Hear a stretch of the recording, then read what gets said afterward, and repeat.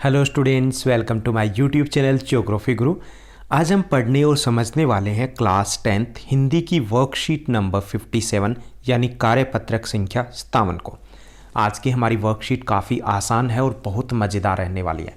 आज की इस वर्कशीट में हम बात करने वाले हैं कन्यादान कविता की। कन्यादान कविता हालांकि हम पहले पढ़ चुके हैं, समझ चुके हैं, आज हम इसकी दोहराई करने जा रहे हैं। तो चलिए शुरुआत करते हैं।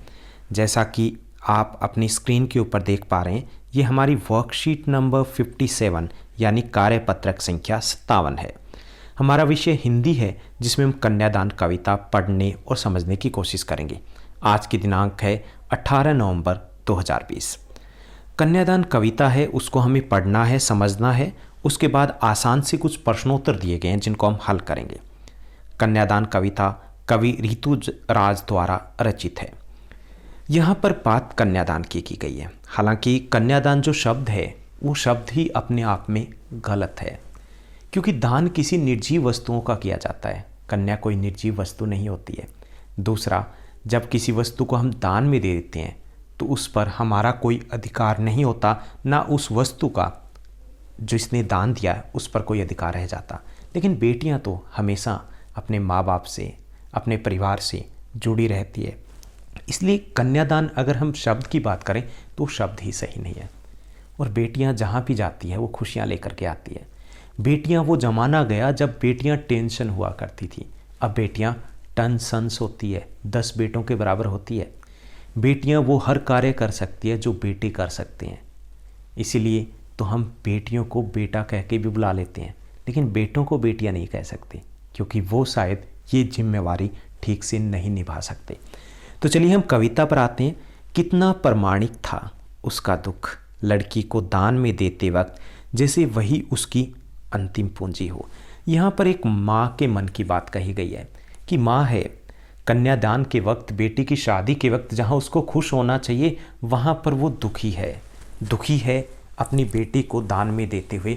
दुखी है इसलिए क्योंकि उसका एक साथी, संगी साथी, जिसके साथ वो हंस बोल लेती थी, जिसके साथ वो अपने सुख दुख साझा कर लेती थी, वो अब जा रही है। उसे ऐसे लग रहा है जैसे उसकी अंतिम पूंजी है वो उससे ली जा रही है, उससे दूर जा रही है। इसलिए वो थोड़ी उदास है।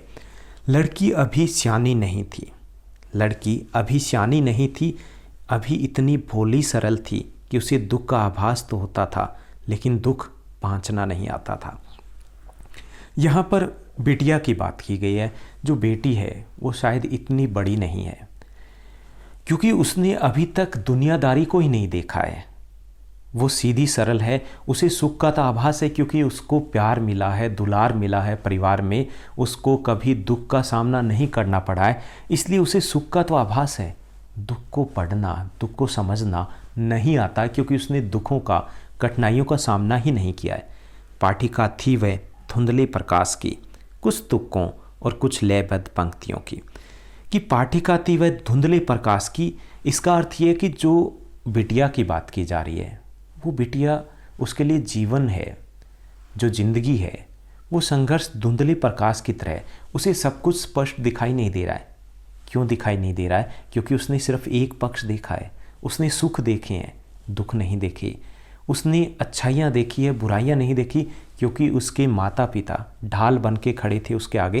तो इसलिए यहाँ पे कहा गया कि पाठिका थी वह धुंधले प्रकाश की, कुछ तुक्कों और कुछ लयबद्ध पंक्तियों की। आगे कहा गया, माँ ने कहा पानी में झांक कर अपने चेहरे पर मत रीझना, आग रोटियाँ सेंकने के लिए, जलने के लिए नहीं।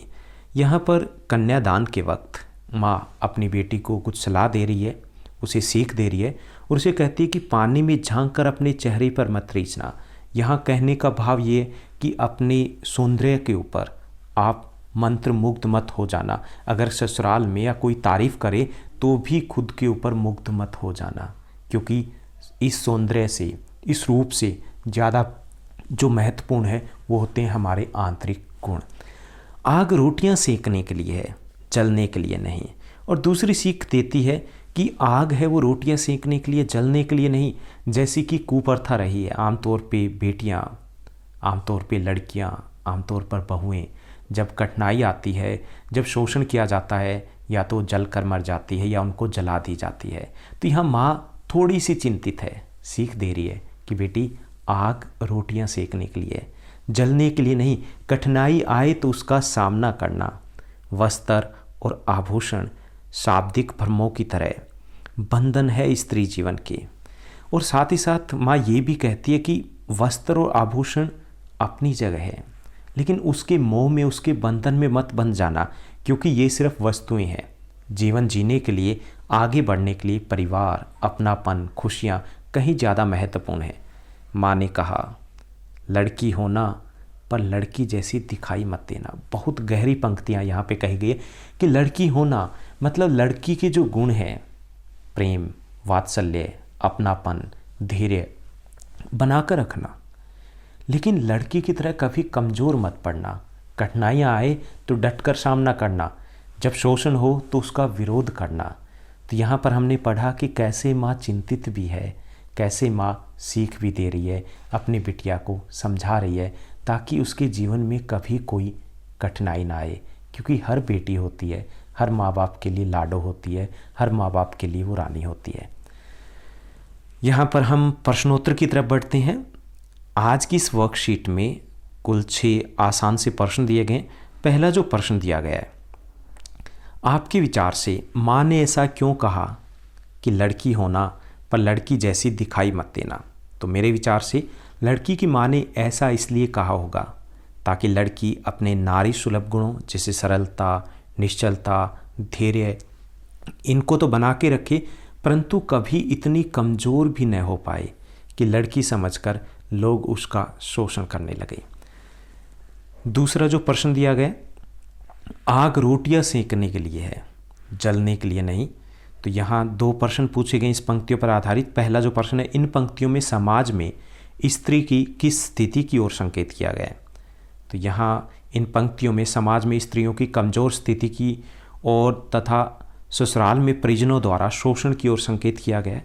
कभी कभी बहुएं इस शोषण से मुक्ति पाने के लिए खुद को, स्वयं को आग के हवाले करके अपनी जीवन लीला समाप्त कर लेती है। तो यहाँ पर स्त्रियों के शोषण और उनकी कमज़ोर स्थिति की ओर संकेत किया गया है। अगला जो प्रश्न है, माँ ने बेटी को सचेत करना जरूरी क्यों समझा? यहाँ पे सचेत किया गया कि आग रोटियां सेकने के लिए है, जलने के लिए नहीं। तो माँ ने बेटी को सचेत करना जरूरी क्यों समझा? माँ ने बेटी को सचेत करना उचित समझा क्योंकि उसकी बेटी अभी भोली और नासमझ थी, जिसे दुनियादारी और छल कपट का पता न था। तीसरा जो प्रश्न दिया गया, आपके विचार से लड़की को दुख बांचना क्यों नहीं आता होगा? उसे दुख बांचना क्यों नहीं आता होगा? कन्यादान कविता में ऐसा इसलिए कहा गया है कि लड़की को दुख बांचना नहीं आता क्योंकि लड़की अभी सियानी नहीं हुई है, वो छोटी है, उसे दुनियादारी का अनुभव भी नहीं है। उसे जीवन के एक ही पक्ष का ज्ञान है और वो एक पक्ष है सुख। वो दुख से अनजान है क्योंकि माँ के घर पर दुखों से उसका कभी सामना ही नहीं हुआ है। चौथा जो प्रश्न दिया गया, माँ ने बेटी को क्या क्या सीख दी है? तो माँ ने कई सीख दी है जिनको हम लिख सकते हैं। पहला, दूसरों द्वारा की गई प्रशंसा से अपने रूप सौंदर्य पर आत्ममुग्ध मत होना। माँ का दूसरी जो सीख थी कि आग का उपयोग रोटियां पकाने के लिए करना, अपने जलने के लिए नहीं। तीसरा, वस्त्र आभूषणों के मोह में फंसकर इनके बंधन में मत बन जाना क्योंकि ये केवल वस्तुएं हैं। चौथा, नारी सुलभ गुण बनाए रखना पर कमज़ोर मत पड़ना। तो ये सीख दी गई थी माँ के द्वारा। पांचवा जो प्रश्न दिया गया कि आपके विचार से कवि इन पंक्तियों के माध्यम से क्या कहना चाहते हैं, स्पष्ट कीजिए। तो पाठिका थी वह धुंधले प्रकाश की, कुछ तुक्कों, कुछ लयबद्ध पंक्तियों की।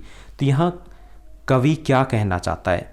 तो उसकी बेटी है, माँ की जो बेटियाँ है वो अभी भोली और नासमझ थी, जिसे दुनियादारी और छल कपट का पता नहीं था। वह लोगों की शोषण प्रवृत्ति से अनजान थी। इसके अलावा वह शादी विवाह को सुखमय और मोहक कल्पना का साधन मानती थी। वह जीवन के दूसरे पक्ष से अनजान थी, इसलिए कहा गया धुंधला प्रकाश है कि उसे सही से पता नहीं कि आगे क्या है। छठा प्रश्न दिया गया, आज के समय में उम्र के अतिरिक्त, हम उम्र की बात नहीं करनी है, उम्र के अतिरिक्त लड़की को कब विवाह योग्य माना जाना चाहिए? आप बड़ों से चर्चा करके भी लिख सकते हैं।